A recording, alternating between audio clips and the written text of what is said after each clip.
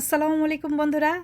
আমার আজকের রেসিপি অসম্ভব মজাদার গরুর পায়া বা নেহারি। অনেকে অনুরোধ করেছেন যে আপু পুরো রেসিপিটা আমাদের সাথে শেয়ার করো, তাই তাদের অনুরোধে চলে আসলাম আজকে এই রেসিপি নিয়ে। কারণ আমার পেজে আগেও দেয়া আছে গরুর পায়া বা নেহারির রেসিপি। আজকে যারা যারা অনুরোধ করেছেন তাদের অনুরোধের জন্য আমার এই রেসিপিটা। তাহলে চলুন আমি কিভাবে তৈরি করি এই মজাদার নেহারিটা দেখে নিই।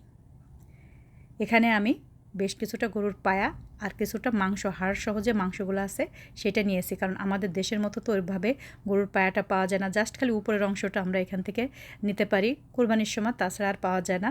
আর এই দেখুন এরকম মাংস কয়েক টুকরা নিয়েছি।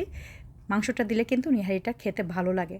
আর এই হাড়গুলোকে ভালো করে আমি একটু গরম পানি দিয়ে সুন্দর করে ধুয়ে নিয়েছি। গরম পানি দিয়ে ধুয়ে নিলে রক্তগুলো সব চলে যায়। আর এই দেখুন হালকা হালকা করে সব ধরনের মশলা দিব। ধনিয়ার গুঁড়া, জিরার গুঁড়া, হলুদ, কয়েকটা এলাচ, লবঙ্গ, গোলমরিচ, দারচিনি আর কয়েকটা শুকনো মরিচ আমি জাস্ট খালি কেটে বীজগুলো ফেলে দিয়েছি। এখন সবগুলো দিয়ে দিলাম। এখন এখানে দিয়ে দেব কিছুটা আদা রসুন, বেশি দিব না, অল্প অল্প করে দিয়ে দিব। এখানে তো বেশ খানিকটা পায়া আছে। 1.5 টেবিল চামচ আদা দিয়েছি, 1.5 টেবিল চামচ রসুন দিয়েছি, দিয়ে দিলাম কিছুটা পেঁয়াজ কুচি। বেশি মশলা দিলে কিন্তু নেহারিটা খেতে ভালো লাগে না। আর হালকা একটু তেল দিয়ে দিলাম, কারণ তেল তো এমনি বের হবে পায়া থেকে, এর জন্য হালকা পরিমাণ একটু তেল দিয়ে দিলাম। তারপরে এখানে অনেকটা পানি দিয়ে দেবো। আমার এটা কিন্তু অনেক বড় একটা পাতিল, সে পাতিলটা পুরোই ভরে আমি দিয়ে দেব পানি। কিন্তু আমি এখানে গরম পানি দিয়েছি, ঠান্ডা পানি দিইনি। গরম পানিটা দিলে কিন্তু খুব সুন্দর হয় নেহারিটা। গরম পানিটা দেওয়ার চেষ্টা করবেন। এখন এটাকে আমি চুলায় বসিয়ে দিব। দিয়ে আমি এইটাকে প্রায় 6 থেকে 7 ঘন্টা রান্না করব। প্রথমে আমি এই নেহারিটাকে প্রায় 15 মিনিট হাই হিটে রান্না করে নেব। নেহারিটাকে ঢেকে দিলাম। এখন চুলার জালটা জ্বালিয়ে আমি 15 মিনিট রান্না করে নেব। ফিরে আসব 15 মিনিট পর। এই দেখুন 15 মিনিট পরে আমি ফিরে আসলাম। প্রথমে 15 মিনিট হাই হিটে যে জাল দিয়ে নিয়েছি, দেখুন কত সুন্দর হয়ে গেছে। এখন আমি চুলার আঁচটা মিডিয়াম আঁচে করে দিয়ে আরও 2 ঘন্টার মতো রান্না করে নিব। আর লবণের পরিমাণটা কিন্তু প্রথমে কম দিবেন, পরবর্তীতে লবণ লাগলে দিবেন। ফিরে আসবো 2 ঘন্টা পর। ফিরে আসলাম 2 ঘন্টা পর। দেখুন কতটা সুন্দর হয়ে গিয়েছে। হাড়ের থেকে কিন্তু মাংসগুলো সব ছাড়িয়ে গিয়েছে। দেখুন মাশাআল্লাহ কত সুন্দর হয়েছে। আমি আবার এটাকে এখন একেবারেই লো আঁচে করে দিয়ে 1.5 ঘন্টা রান্না করে নেব। কারণ পানিটা যদি এখন আমি মিডিয়াম আঁচে দিয়ে রাখি একেবারেই শুকায় যাবে। একদম লো আঁচে দিয়ে 1.5 ঘন্টা আবার রান্না করে নেব। এই 1.5 ঘন্টার ভিতরে এই মাংসগুলো একেবারেই ছাড়াই যাবে, নরম হয়ে যাবে মাংসগুলো। হাড়গুলো আমি সব তখন বেছে ফেলে দিতে পারবো। মাশাআল্লাহ। আর এইটাকে আমি পরবর্তীতে কিন্তু তেলে দিব। খুবই ভালো লাগে এইভাবে রান্না করলে। ফিরে আসবো 1.5 ঘন্টা পর। দেখুন 1.5 ঘন্টা পরে ফিরে আসলাম। আমার রান্না কিন্তু হয়ে গিয়েছে। দেখুন কতটা ঘন হয়ে গিয়েছে।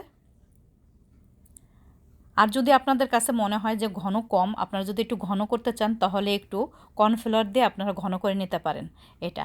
এখন আমি এটা তেলে দেবো আর এই হাড়গুলোকে সব বেছে ফেলে দেব। বেছে ফেলে দিলে খুব সুন্দর হবে। হাড়গুলো থাকলে আমার কাছে ভালো লাগে না দেখতে। এই যেগুলো সব হাড়গুলো ছাড়িয়ে গেছে মাংসগুলো, ওই হাড়গুলো সব তুলে আমি ফেলে দেব। আর সবগুলো দেখুন কি সুন্দর করে ছাড়িয়ে গেছে। এই যে হাড়গুলো সব ফেলে দিলাম। এখন এটাকে আমি তেলে দিয়ে দেবো। দেখুন কত সুন্দর দেখা যাচ্ছে। মাশাআল্লাহ। এটা কিন্তু নান, তারপরে এমনি সাদা রুটি, পরোটা সব কিছুর সাথে খেতে খুবই ভালো লাগে, অসাধারণ লাগে। আমার বাসার সবার খুবই পছন্দ। আমার মেয়েটা প্রথমে খেত না, এখন আমার মেয়েটাও খুব পছন্দ করে। বেশি পেঁয়াজ দেবো না, অল্প একটু পেঁয়াজ দিয়ে জাস্ট খালি এই পেঁয়াজটাই কিন্তু আমি নেব। এই তেলটা কিন্তু আমি নিহারির ভিতরে দিব না। পেঁয়াজটাকে খুব সুন্দর করে ভেজে নিয়ে লাল লাল করে, আপনারা চাইলে দিতেও পারেন পেঁয়াজ বেরেস্তা, নাও দিতে পারেন, এমনিও ভালো লাগবে কিন্তু খেতে। এ দেখুন আমি কিন্তু তেলগুলো ওইভাবে দিব না, সবগুলো তেল দিব না, জাস্ট পেঁয়াজগুলো শুধু আমি দিয়ে দিলাম। তেলগুলো রেখে দিলাম। এই তো জাস্ট খালি একটু এখন নাড়াচাড়া দিলাম, দিয়ে এই যে আমার তৈরি হয়ে গেল নেহারিটা। কেমন হলো অবশ্যই জানাবেন। যদি আপনাদের কাছে ভালো লাগে অবশ্যই কমেন্ট করে জানাবেন। আপনারা অবশ্যই তৈরি করে দেখবেন। নিহারির তৈরি করা কিন্তু একেবারেই সহজ, খুবই সহজ। অনেকে কিন্তু অনেক মশলা দেন, আমার কাছে না মশলা দিলে বেশি ভালো লাগে না। এরকম হালকা মশলা দিয়ে নিহারিটা তৈরি করবেন, দেখবেন খেতে অসাধারণ লাগে। আজকে এই পর্যন্ত। সবাই ভালো থাকবেন। ফিরে আসবো নতুন কোনো এক রেসিপি নিয়ে। আল্লাহ হাফেজ। আসসালামু আলাইকুম।